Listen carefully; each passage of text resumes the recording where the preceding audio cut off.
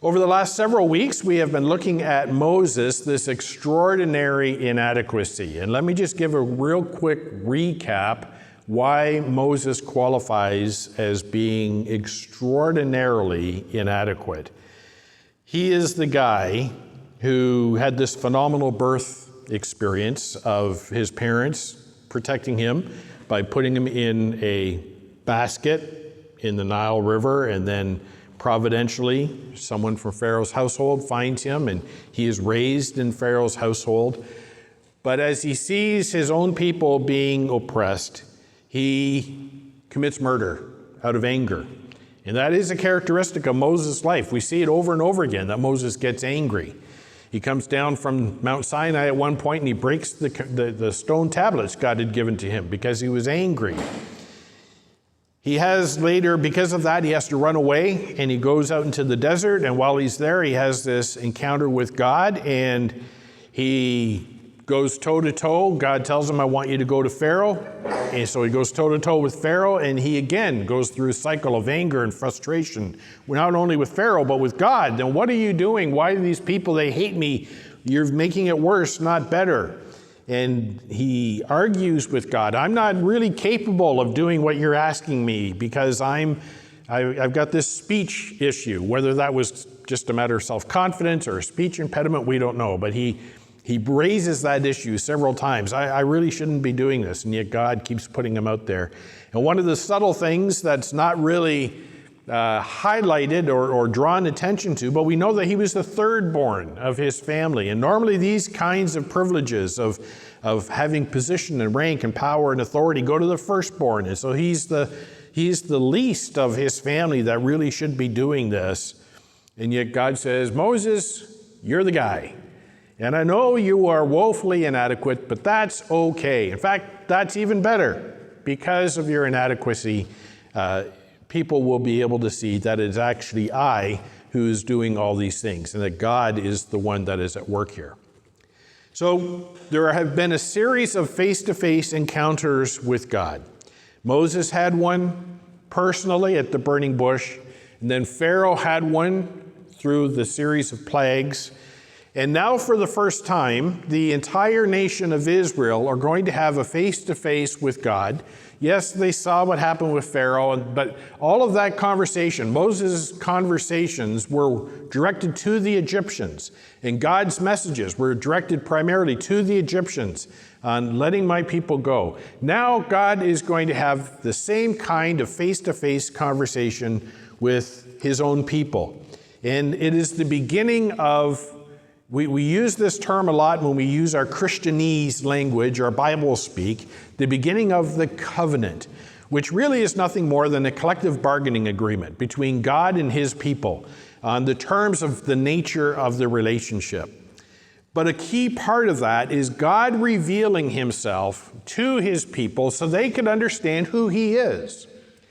Right back at the beginning of this entire story, in chapter 5 of Exodus, Pharaoh, when Moses goes to him the first time, Pharaoh says, who is the Lord that I should worry about what he's going to do? Who is this God? And from that question, that very rhetorical question that starts this series of stories until the end of the Pentateuch, the first 5 books of the Old Testament, God is giving an answer to his people. This is who I am. And Moses, in his inadequacy, becomes the perfect deliverer of this message because he's not a distraction. Everything that he does out of the feebleness and the foibles of being human. And he makes mistakes, and he gets angry, and he trips and he falls all over himself. And Gord and I have a phrase that we use for new curlers who come to the curling club and are just learning how to curl.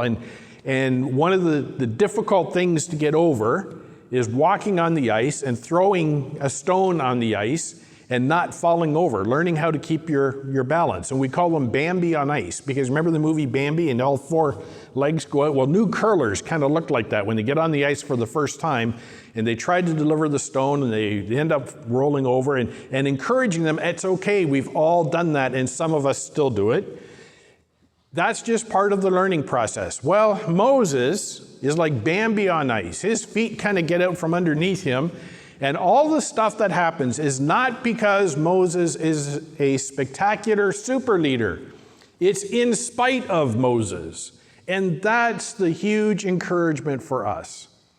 That what God is doing, He is doing using us, often through us, and always in spite of us, because our humanity gets in the way. For 19 chapters, as Moses has told this story of autobiography, for 19 chapters, he's been developing the backstory for what's going to come in chapter 20 and the rest of the first 5 books of the Old Testament.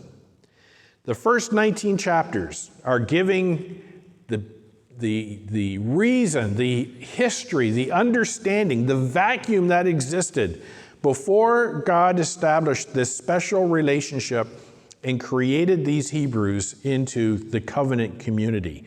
And then the rest from chapter 20 on is the description not only of how they were to relate and worship this God, but who this God was, in contrast to all of their 400 years of history in Egypt and the popular culture of the nations around them.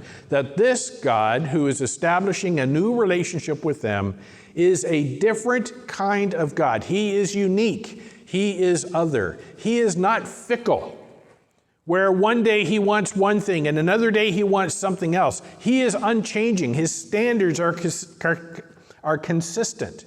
He is not capricious. Another word right up there with propitiation that I like. You don't hear that word very often. I wonder if I could use propitiation and capricious in one sentence. That'll be a challenge. I'll work on that during my holidays. But God is not capricious. That is, He's not moody. That one moment He's happy with this person and another moment He's angry with that person. He is unchanging in His character. And they know, if they enter into this covenant relationship, they know what they can expect from Him. He is gracious. He is loving. He is forgiving. He is righteous. He is holy. He is just. And everything that they would want in a God is going to be revealed to them. And for people who believe there is no God because they're irritated at the condition of the world or for whatever experience, they've come to the conclusion there is no God, a great question to ask them is, well, if you wanted a God, what would your designer God look like? Sit down with a piece of paper and write out a list of all the qualities that you would want your God to have. And 9 times out of 10, they're going to come up with a list that we see in the book of Exodus of a God we want a God that's gracious, that's loving, that's just, that's fair, that treats everybody equally, that values everybody, that responds to injustice and corrects it, that does not waver from His own standard. Well, that's the God of Israel. That's the God that we worship today. But it's taken 19 chapters to get to this point, and starting in chapter 20 for the rest of the books that Moses wrote, we have a description of what this God is like. And that's why some of this stuff is so hard to get through. You read through Leviticus and parts of Numbers and a lot of Deuteronomy, and it's a real head scratcher. This makes no sense whatsoever. You know, we can kind of snuggle up the verses in the New Testament that say, casting all your care upon Him because He cares for you. And we can latch onto that. And that can be a real lifeline in a time of crisis. But then you come to something out of Leviticus 19 or some other place in Leviticus that says, do not eat a baby cow boiled in its own mother's milk. And you're like, yeah, it really doesn't help me a whole lot. But that had meaning for them in their expression of rituals and worship as they began to understand who this God was. So all of this is in a larger historical context. We're going to look at the preamble. Exodus chapter 19 forms a preamble describing everything that's going to come in the rest of Exodus, and then the further development of who this God is. And when we look at these terms of this collective bargaining agreement, we're not merely looking at rules and rituals. We're looking at the revelation of how God can be known and how they could express their faith to this God. And there are principles there that carry over to today. But the overarching theme for all of this that's repeated over and over again is, I will be your God and you will be my people. So let's back up a little bit to remember the Hebrews' track record. In Exodus chapter 19, Moses is going to go up to Mount Sinai, and in chapter 20, he gets the Ten Commandments. So chapter 19 is sort of this pivotal transitional story. They have left Egypt, the Hebrews have left Egypt, they're in the wilderness, they're at the foot of Mount Sinai, they're about to receive instructions from God, but we need to put this into context of what's happened just a little bit sooner. In Exodus chapter 15, they have just left Egypt. They are thrilled at seeing the destruction of those warriors that were chasing after them in the Red Sea.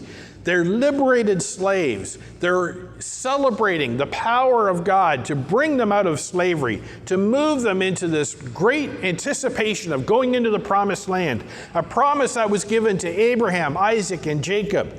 And in chapter 15, they make this great statement, or Miriam and Moses sing this song, and part of it is, who is like you, O Lord, among the gods? Who is like you, majestic in holiness, awesome in glorious deeds, doing wonders? We worship this God who's amazing, and look at the cool things he's done for us. And we're overwhelmed and happy about the good stuff. And then just a little bit later, in the very next chapter, in fact, it's only about 6 weeks later, Moses records this. Chapter 16 of Exodus, verse 1. They set out for Elim, and all the congregation of the people of Israel came to the wilderness of Sin, which is between Elim and Sinai, on the 15th day of the second month after they had departed the land of Egypt.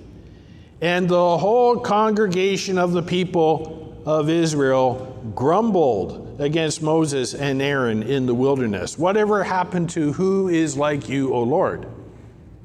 And the people of Israel said to them, would that we had died by the hand of the Lord in the land of Egypt, when we sat by the meat pots and ate bread to the full, for you have brought us out to the wilderness to kill this whole assembly with hunger. And then drop down a couple of verses, verse 7. Moses then calls the name of the place Massah and Meribah because of the quarreling of the people of Israel, because they tested the Lord by saying, is the Lord with us or not? Just 6 weeks before, they saw the Red Sea open. They walked across in dry land. The waters closed over the Egyptians. They had been slaves for 400 years. They're now free. They saw all the plagues against Pharaoh. And 6 weeks later, it's like, yeah, this God is really not that reliable, is he? They suffered from a thing that most theologians call Grahamitis. Okay, not most theologians, just me. Where you say, I say, oh, I'm never going to doubt God again. And the next day, or the next afternoon, or whatever, something overwhelms, and we so easily forget God's faithfulness. Exodus chapter 19 is this transitional story to help us learn about putting that past into context in anticipation for receiving this collective bargaining agreement called the law. Now in Exodus 19, Moses, being a master author as he writes this, starts and ends his story of what God does and the communication he has with God using some very visual images. And in the Friday and the Sunday morning emails I sent out, I talked about the theology of hiking up the mountain. And we've probably all had the experience where you go downstairs or upstairs and you think, what am I here for? Or maybe that's just me. But that I can just walk into the kitchen and ask myself, now what did I come in here for? Or open the fridge door and try to figure it out. Well, we see that kind of thing happening here in this story, where in verse 3, it says that Moses goes up the mountain and the Lord calls out to him. That's how this story starts. And at the end, in verse 20, it says, the Lord comes down and Moses goes up. And we see this interplay. Now, Moses goes up and down several times. But as Moses tells this story, he begins by going up the mountain, Mount Sinai, and God coming down. And this is part of the theme of all of Scripture, but especially of this new collective bargaining agreement, this new covenant, that God is dwelling with man. That God is knowable, that he's personal, that he's relational, that he's not fickle, that he's not capricious, that he's not playing games. He's consistent and unchanging in his character. And he comes down. The gods of Egypt, the gods of the nations around, they were distant, they were far away, they were unknowable. And yet here the Creator God, the God of heaven and earth, he comes down to meet with Moses, the most inadequate person ever to lead God's people. And Moses goes up to meet with him, and the Lord talks to him. We're familiar with this story, so it doesn't overwhelm us. But if you're living back and you're part of the Hebrews hearing this story for the first time, Moses, what happened? God came down. I went up and God came down, and I talked to the Creator God. I talked to the God of Abraham, Isaac, and Jacob. This is astounding. This is revolutionary for them in their understanding of the world in which they live, the creation, and to know that God has this relationship. And meanwhile, in the back of their minds is echoing the question of Pharaoh from chapter 5, verse 2, who is the Lord? Well, he's the one who comes and he speaks. Now, at the end of the story, in chapter 19, verse 20, again, we have this image of the Lord coming down and Moses going up, using exactly the same vocabulary as verse 3. And the point is that all of chapter 19 is about a dialogue between the Creator and the representative of his creation. So there could be an understanding of who this God is and how to have a relationship with him.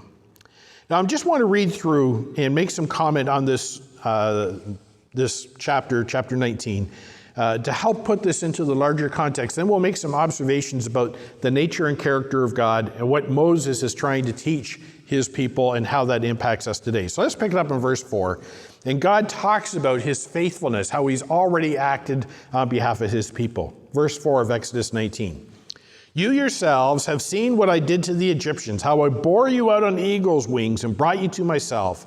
Now therefore, if you will indeed obey my voice and keep my covenant, which he's about to give to Moses starting in chapter 20, you shall be my treasured possession among all peoples, for all the earth is mine.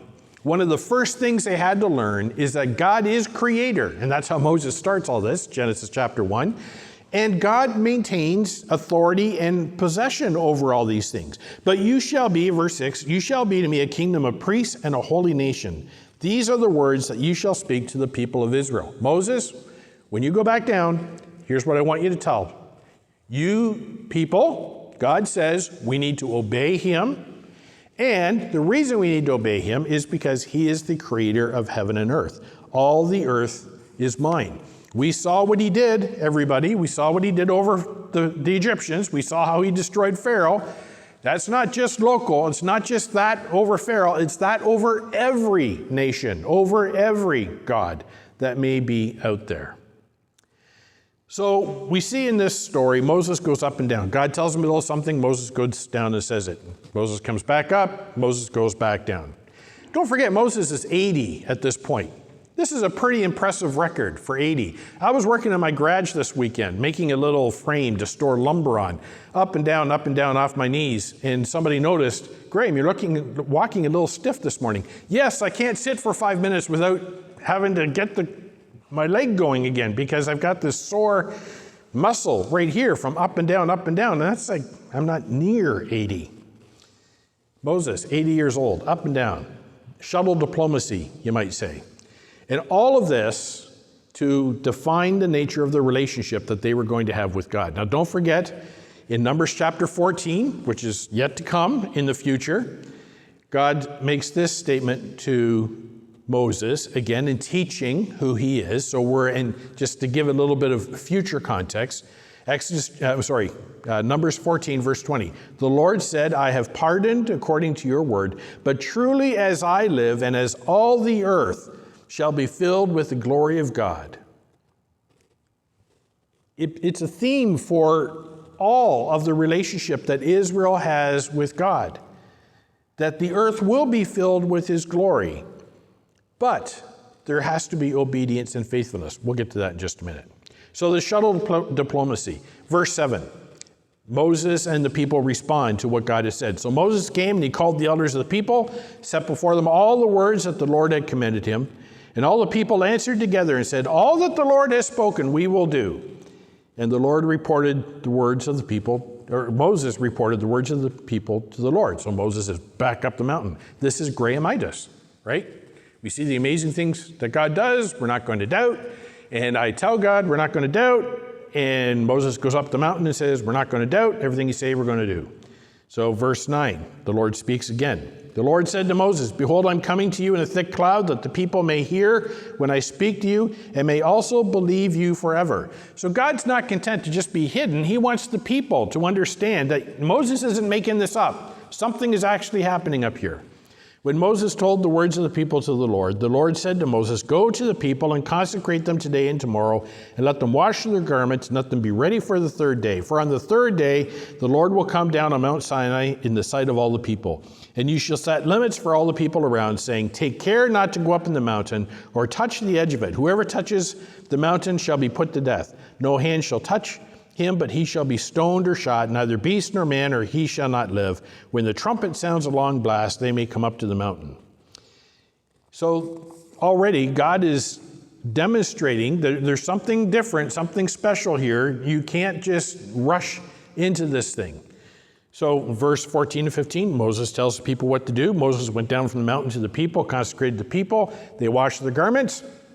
And he said to them, be ready for the third day. Do not go near a woman. Verses 16 to 19, we have, again, this up-down thing happening. On the morning of the third day, there was thunder and lightning and a thick cloud on the mountain and a very loud trumpet blast. So all the people in the camp trembled. They began to realize, this Creator God is nothing to be trifled with. Yes, we're going to have a relationship, but this is pretty intimidating.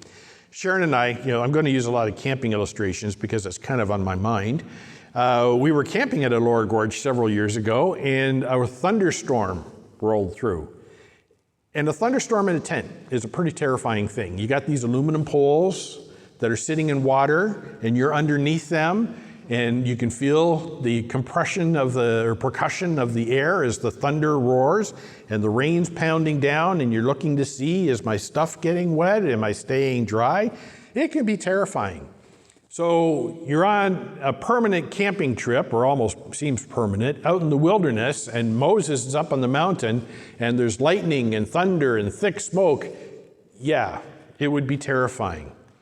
Because this is a God, although he is loving and gracious and gentle and kind in establishing a relationship, he is also holy and just and righteous. And they needed to understand that it's not just Santa Claus on demand, but this is Almighty God, creator of heaven and earth, who had to be honored and loved and respected and obeyed. Verse 16. On the morning of the third day, there were thunders and lightnings and a thick cloud on the mountain and a very loud trumpet blast, so the people in the camp trembled. Then Moses brought the people out of the camp to meet God. You should underline that verse in your Bible. There they are, all in their tents, and they were told you can come this far to the mountain, but no further. There was some kind of a demarcation, and Moses says to everybody, it's time. Let's go meet God. It's not just give you like little goosebumps. Let's go meet God. He brought the people out of the camp to meet God. And the imagery here is of a warm, fraternal kind of a relationship. And even though there's this lightning and the thunder and there's this process of preparation of 3 days, It's still a God they can meet. And they took their stand at the front of the mountain. They presented themselves before God. Mount Sinai was wrapped in smoke because the Lord had descended on it in fire. The smoke of it went up like the smoke of a kiln, and the whole mountain trembled greatly. And as the sound of the trumpet grew louder and louder, Moses spoke, and God answered him in thunder. Just try to create a mental picture of that for a moment. That Moses, this very extraordinarily inadequate person, speaks, and even in his loudest outdoor voice, probably not everybody could hear him, and God answers him in the thunder. This relational component of God dwelling with man. And it stands in contrast a couple of hundred years later to a guy named Elijah, who is being confronted by the prophets of Baal. And they are doing everything they can to get their god, Baal, to respond to them. Because Elijah has thrown down the gauntlet. Let's build 2 altars.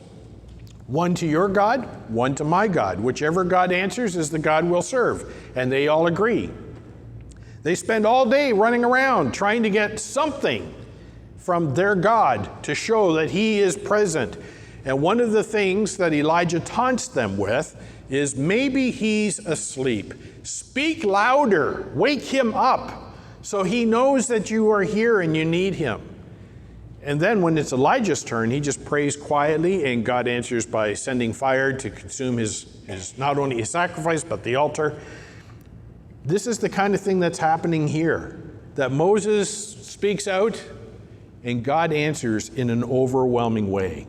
The engaging character of God with his people. I will be your God, and you will be my people. Now, we could just look at this. Exodus 19 is just another series of stories that kind of goes through, and then you get the 10 Commandments in Exodus 20. And then all that other stuff about them wandering around and disobeying God and crying out to God, and God provides, and it just becomes this long kind of historical narrative.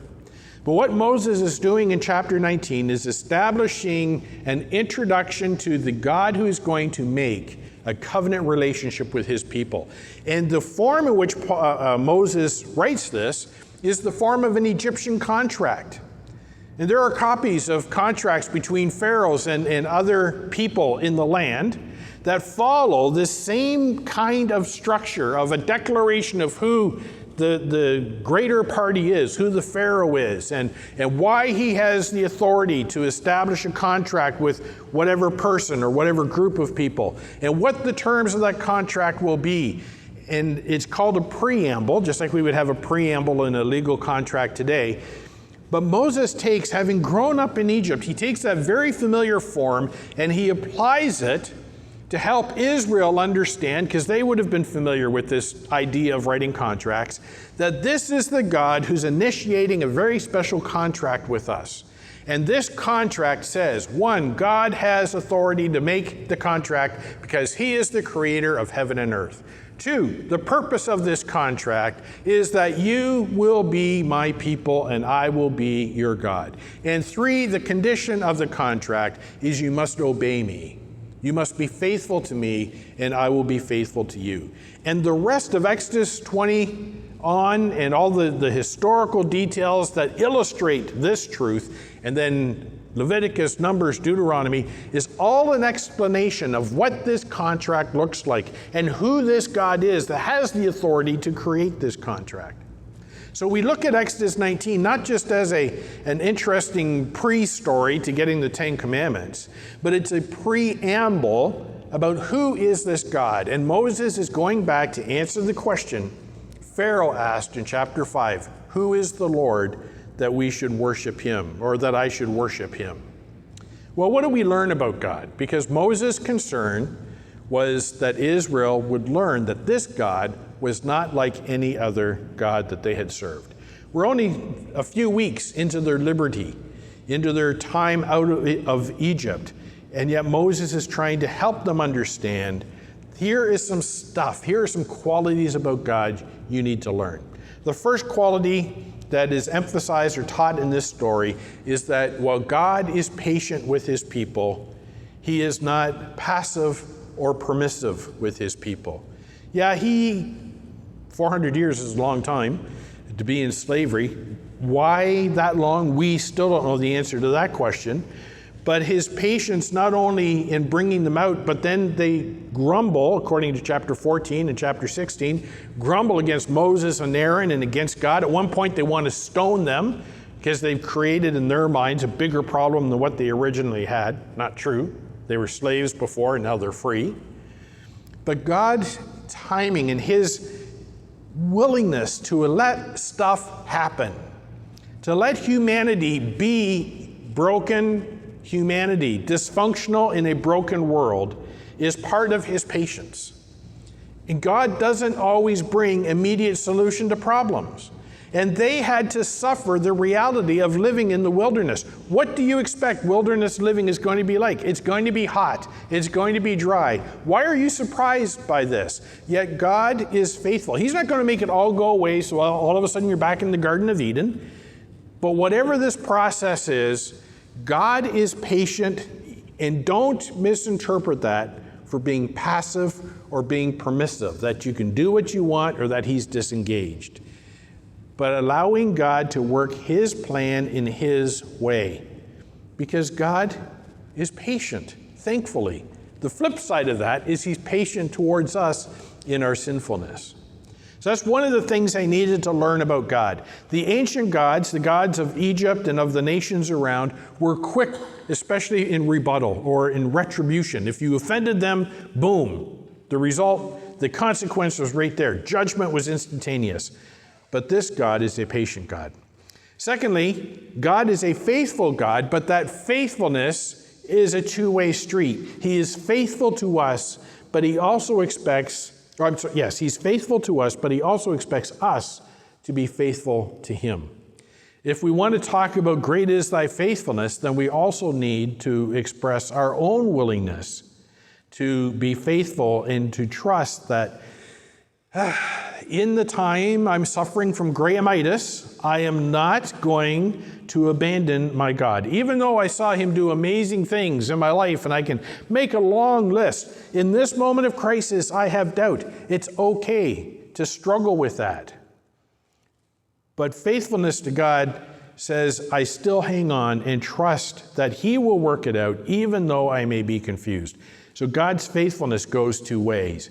And throughout this story in Exodus 19, and then through the rest of the law that's given, we see this key word given, if you will obey me, if you will make me your God, if there is that conditional component that our faithfulness is our response to a faithful God. And the third, very much related to that, is that obedience is not compliance with rules and rituals, but a heart that is tender towards God. We don't always have it all figured out, and we may, like Moses, make horrible choices, and David and so many other people, and not to excuse some of the choices that they made. But it always astounds me that David, for example, was called a man after God's own heart, because obedience is not compliance. Obedience is a tender heart.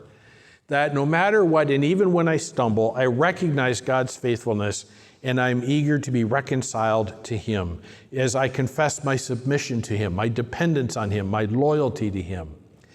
And I was always taught, growing up in a legalistic environment, that obedience was doing the right thing all the time, following the rules, and there's a rule for everything.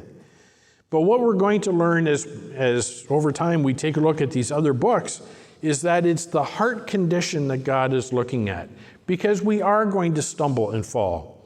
Even the Apostle Paul said, the things I want to do, I don't do. The things I don't want to do, I do. But thanks be to God for his grace. So obedience is not compliance so much as it is a heart tender towards God. But what do we learn about ourselves and the nature of our relationship with God from this story? Well, one of the things, again, going back to the problem of Grahamitis, is being intentional to review God's faithfulness and choosing to not just forget about that. God's greatest reminder of his faithfulness into the future is his faithfulness in the past. And there have been many occasions when I've been confused or feeling overwhelmed or whatever condition it may be, where I have to stop. And at times, I've even started to write out a list that I remember how God was faithful in this, and in this, and in this, and in this. And after a while, it's like, okay, if this is true, then it must also be true now, and it will be true for the future. But our feelings are so real. Our environment is so real and overwhelming. The brokenness in which we live is so real and overwhelming. We have to choose to focus on God's faithfulness. And we have to do so without reducing our faith to platitudes. God is God. He's on the throne. Just trust and obey. All things work together for good. It needs to be much more intense than that. Much more real than that, based on understanding his faithfulness in the past. Life is lived in the presence of God.